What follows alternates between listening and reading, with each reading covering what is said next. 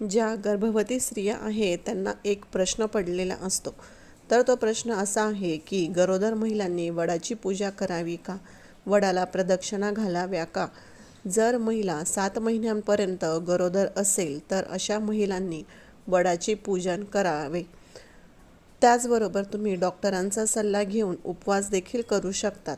वडाचे पूजन करून वडाला प्रदक्षिणा देखील तुम्ही घालू शकतात.